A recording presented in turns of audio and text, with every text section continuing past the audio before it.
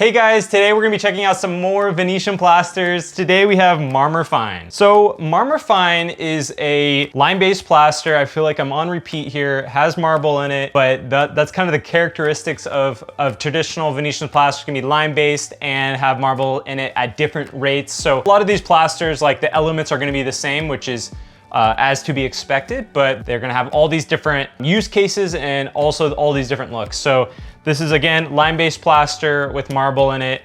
This is Marmur Fine. So what that means is that this is gonna have a finer grain. There is also Marmor Medium, and that would have a coarser grain to it. So you can kind of pick depending on that. Today we have kind of a light gray blue color, very desaturated looking color. So again, we're gonna apply this in the traditional format, just overlapping 2-coat process, and so that way we can compare it to the other plasters down the road. So let's get at it. So obviously, if you're new here, make sure to subscribe. If you haven't checked out our other videos, go ahead and do that. One video was on the primer that we use for these boards, and it'll kind of go over why we would want to prime it with this specific primer. So if you haven't checked that out, go check it out. I'll put the playlists over here. And if you guys want to see more Venetian plaster content, please leave a comment so I know that, and feel free to leave suggestions down there or questions you have. Also give this a thumbs up if you enjoyed this. So again, overlapping lines, classic style here.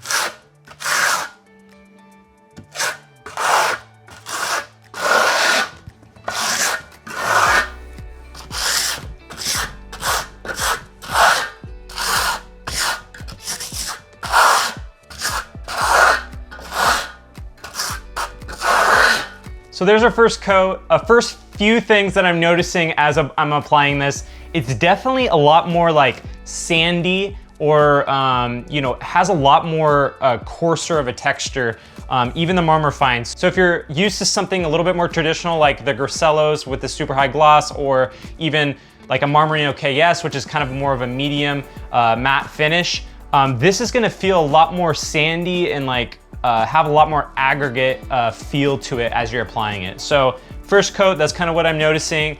Again, this is supposed to give you kind of more of a cloudy look. So we'll let this dry and then we'll apply our second coat. Okay, so again, you should always wait till your plaster is completely dry before going on the second coat. Usually when it's dry, there'll be a uniform color on your first coat. You shouldn't see a lot of variance in color other than just kind of the natural texture that you applied it on. That's kind of when you can know that your plaster is dry and you can move on. So usually it's a uniform color by that time. It'll dry usually lighter than when you apply it. So we're gonna apply our second coat, we'll burnish, and then we'll kind of show you the final look here.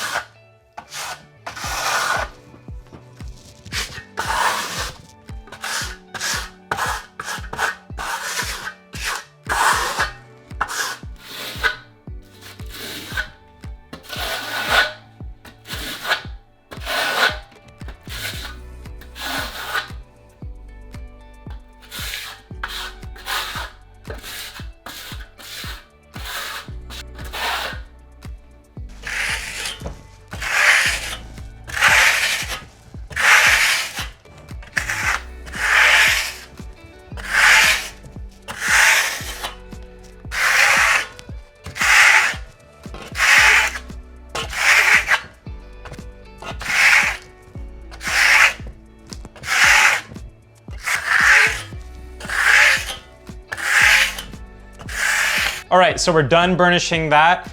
The main thing with burnishing is just kind of going in all different directions, applying that pressure so that, you know, it kind of compresses it into itself, and that's pretty much all you have to do for burnishing. It's just pressure, making sure to kind of push it around a little bit, and then making sure that you aren't pulling any of the plaster off. Obviously that's the main part. If you're pulling too much off, it's probably too wet. Let it sit just a little bit longer. Go ahead and burnish after that. There should be a little bit on your trowel, but not a lot. So there you go. We're gonna let it dry, and then I'll talk about the final look.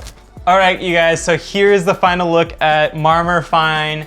This is definitely more of a cloudy look, as you can tell. Definitely not as, there's not as much movement, there's not as much of that kind of traditional texture. So this would be really good in something that you want it to be a little bit more subtle of a look.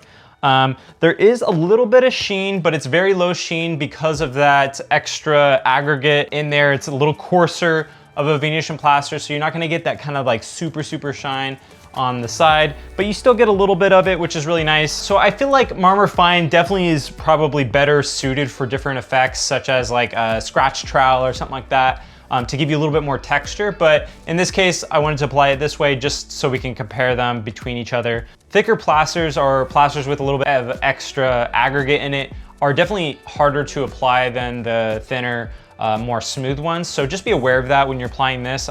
It is a little bit harder, and it is a little slower because you're using more product.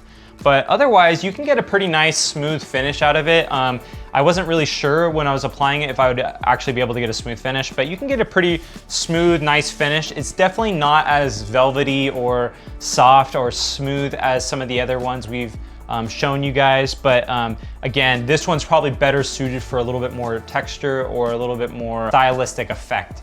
But otherwise, I really like it. It's definitely more of a cloudy look. It definitely has some of those qualities that make Venetian plaster so lovely. Definitely that lime look, that very like soft, and the nuance of light and dark, I think is what makes this a really good choice. So I think the takeaways here are, if you're looking for texture and more of like a stone kind of aggregate type of look, I think this would be a really good option for you. This also is a matte look, so if you're looking for that kind of combination there, this I think is gonna lend itself really well compared to some of the other ones that are a little bit more finer and the aggregate doesn't really come through as much. So there you have it, your look at Marmur Fine, and hope you guys enjoyed this. Make sure to stay subscribed, and we will see you guys next time.